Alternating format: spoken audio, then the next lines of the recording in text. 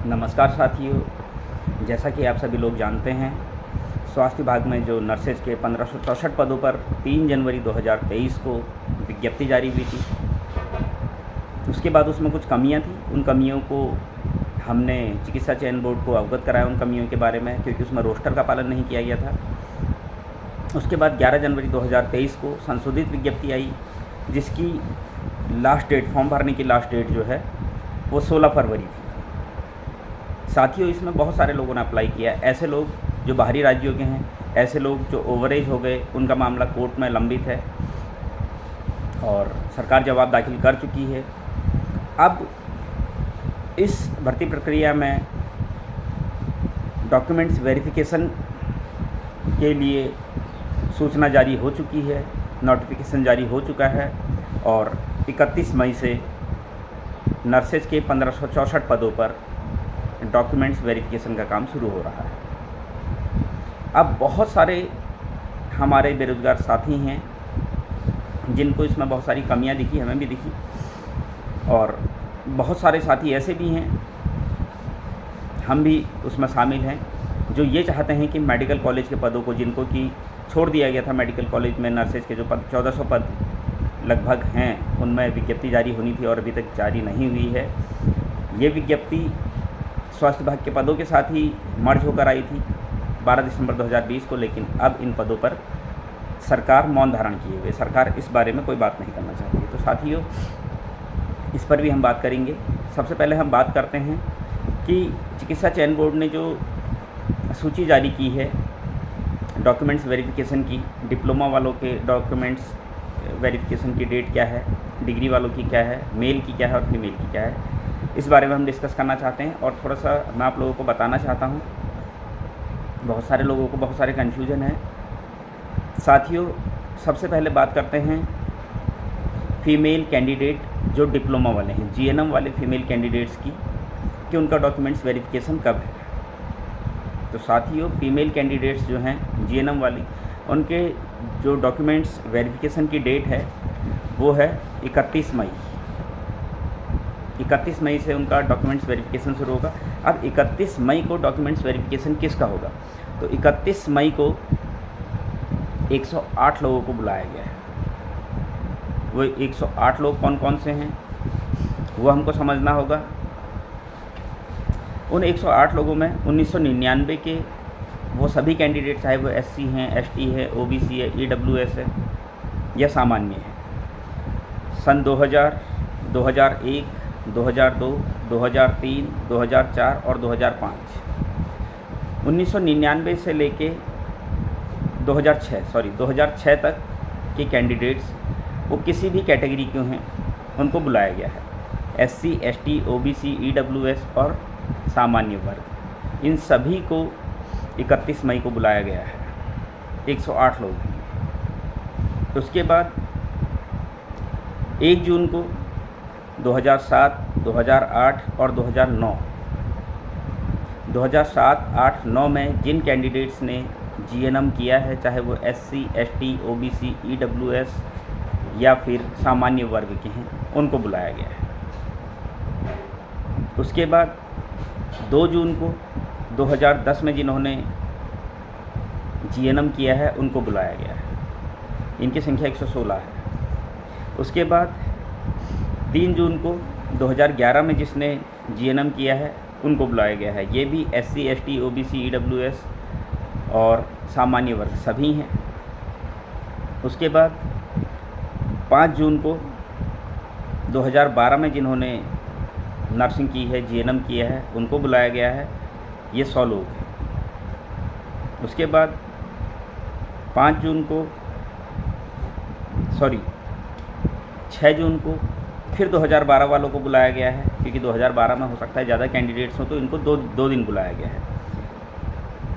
2012 के जो कैंडिडेट हैं वो ज़्यादा होंगे, इसलिए 2 बार बुलाया गया है, 5 जून और 6 जून। 6 जून को फिर सभी category, SC, ST, OBC, EWS और आर्थिक रूप से कमज़ोर, सभी कैंडिडेट्स को बुलाया गया है।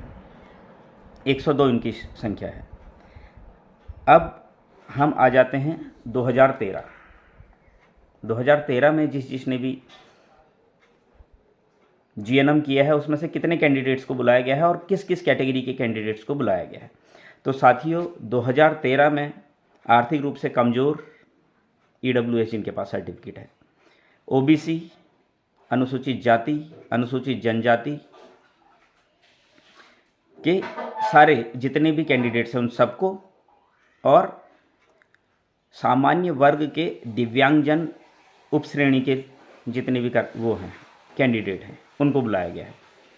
2013 में सामान्य वर्ग के कैंडिडेट्स जो नॉर्मल है उनको नहीं बुलाया गया है, उपश्रेणी वालों को बुलाया गया है, जो विकलांग हैं उनको बुलाया गया है।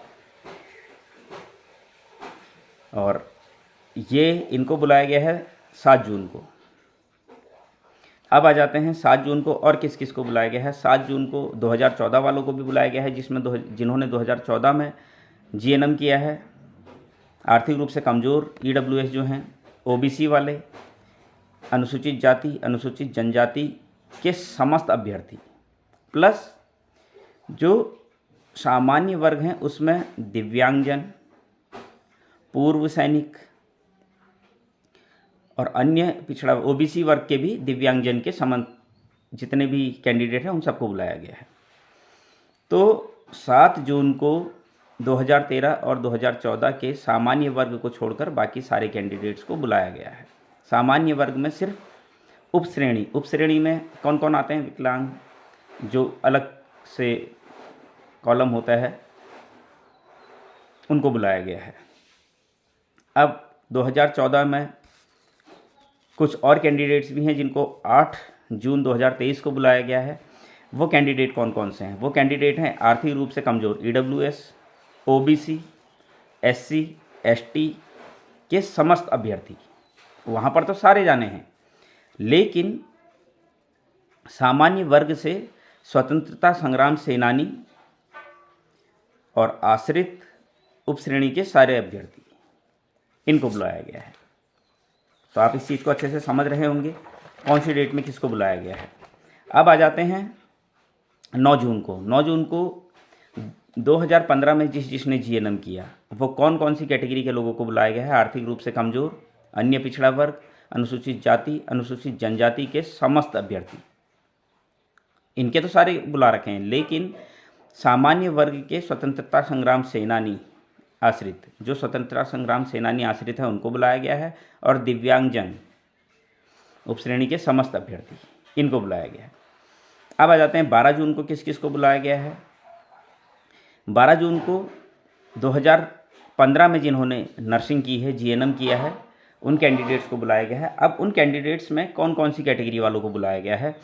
तो 2015 में आर्थिक रूप से कमज़ोर, अन्य पिछड़ा वर्ग, अनुसूचित जाति, अनुसूचित जनजाति के समस्त अभ्यर्थी, वो तो सारे जाएंगे, लेकिन यहाँ पर सामान्य वर्ग से स्वतंत्रता संग्राम सेनानी आश्रित के आश्रितों को बुलाया गया है। जो स्वतंत्रता संग्राम सेनानी के आश्रित हैं, सिर्फ उन्हीं को बुलाया गया है सामान्य वर्ग में।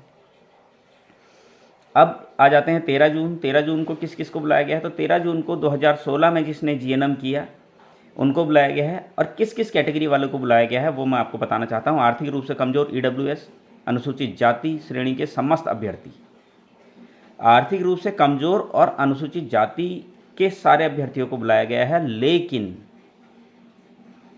अन्य पिछड़ा वर्ग के स्वतंत्रता संग्राम सेनानी आश्रितों को, जो फ्रीडम फाइटर के आश्रित हैं, उनको बुलाया गया है ओबीसी में, और अनुसूचित जाति के यहाँ पर दिव्यांगजन और सामान्य वर्ग के स्वतंत्रता संग्राम सेनानियों के जो आश्रित हैं उनको, और अनारक्षित में पूर्व सैनिकों को भी यहाँ बुलाया गया है काउंसलिंग के लिए, डॉक्यूमेंट्स वेरिफिकेशन के लिए। अब आ जाते हैं 14 जून 2023 को। 14 जून 2023 को किस किस को बुलाया गया है? तो 14 जून 2023 को बुलाया गया है 2017 में जिन्होंने जीएनएम किया है। किस किस ने किया है और किस किस को बुलाया गया है?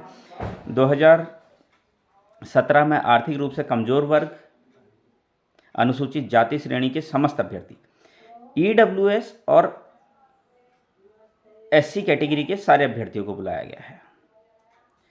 ओबीसी के स्वतंत्रता संग्राम सेनानियों के आश्रितों को बुलाया गया है। और सामान्य वर्ग में स्वतंत्रता संग्राम सेनानियों के आश्रितों को और दिव्यांगजन को, इनको बुलाया गया है। अब साथियों बात करें वर्ष 2018, वर्ष 2019, वर्ष 2020, वर्ष 2021 और वर्ष 2022 में इन लोगों को बुलाया गया है। तो किस किस कैटेगरी वाले को 15 जून को बुलाया गया है। तो 2018 से लेकर 2022 तक के जितने भी कैंडिडेट्स हैं उनको 15 जून को बुलाया गया है। ये मैं किसकी बात कर रहा हूँ, जीएनएम किया हुआ, जिसने भी जीएनएम किया है फीमेल कैंडिडेट्स की। तो 2018 में बुलाया गया है आर्थिक रूप से कमज़ोर वर्ग के जो दिव्यांगजन हैं और अन्य पिछड़ा वर्ग के पूर्व सैनिक, अन्य पिछड़ा वर्ग के उत्तराखंड राज्य के अनाथ बच्चे, अनुसूचित जाति के पूर्व सैनिक, सामान्य वर्ग के दिव्यांगजन, पूर्व सैनिक और उत्तराखंड के अनाथ बच्चे। अब बात करें 2019 में ओबीसी के स्वतंत्रता संग्राम सेनानियों के आश्रित, अनुसूचित जाति के विकलांग दिव्यांगजन इनको कहा, और सामान्य वर्ग के दिव्यांगजन। अब बात करें वर्ष 2020 में किस किस को बुलाया गया है। वर्ष 2020 में आर्थिक रूप से कमज़ोर वर्ग, आर्थिक रूप से कमज़ोर वर्ग के दिव्यांगजन को, ओबीसी के पूर्व सैनिक, अनुसूचित जाति के पूर्व सैनिक, सामान्य वर्ग के दिव्यांगजन, सामान्य वर्ग के पूर्व सैनिक, सामान्य वर्ग के उत्तराखंड के अनाथ बच्चे। अब बात करें वर्ष 2021 की। वर्ष 2021 में सामान्य वर्ग के पूर्व सैनिक अभ्यर्थी और वर्ष 2022 में अनुसूचित जाति के स्वतंत्रता संग्राम सेनानियों के आश्रित और ओबीसी के पूर्व सैनिक। इन सभी लोगों को साथियों 15 जून को बुलाया गया है। ये है डिप्लोमा किए हुए फीमेल कैंडिडेट्स जिनको बुलाया गया है और इनको अपने सारे डॉक्यूमेंट्स लेके पहुंचना है। बहुत सारे साथियों ने मुझे ये भी कहा कि क्या क्या डॉक्यूमेंट्स लेकर जाने हैं। तो साथियों सारी डिटेल इसमें दी हुई है, फिर भी मैं एक बार आप लोगों को बताना चाहता हूं कि क्या क्या डॉक्यूमेंट्स हम लोगों को लेके जाने हैं। इसमें जो डॉक्यूमेंट्स है वो है नर्सिंग अधिकारी महिला पुरुष परीक्षा के ऑनलाइन आवेदन पत्र की 2 स्वप्रमाणित कॉपियाँ और 2 कलर्ड फ़ोटो हमारी होनी चाहिए पासपोर्ट साइज़। हाई स्कूल की अंक तालिका होनी चाहिए, 2 स्वप्रमाणित होनी चाहिए। हाई स्कूल प्रमाण पत्र की 2 कॉपियाँ, ये भी स्वप्रमाणित होनी चाहिए। इंटरमीडिएट की अंक तालिका ये भी स्वप्रमाणित होनी चाहिए और प्रमाण पत्र इंटर का ये भी स्वप्रमाणित होना चाहिए। Diploma in general nursing and midwifery या फिर इसके अंक पत्र, इनकी 2 कॉपियाँ। डिप्लोमा प्रमाण पत्र जो मिलता है, सर्टिफिकेट मिलता है, उसकी भी 2 कॉपियाँ। ये सब स्वप्रमाणित होने चाहिए। और उत्तराखंड या फिर भारतीय नर्सिंग तथा धात्री परिषद पंजीकरण का वैध प्रमाण पत्र स्वप्रमाणित होना चाहिए। ये भी अगर किसी के पास एनसीसी का बी सर्टिफिकेट है उसकी 2 कॉपियाँ स्वप्रमाणित। स्थायी निवास प्रमाण पत्र 2 कॉपियाँ स्वप्रमाणित।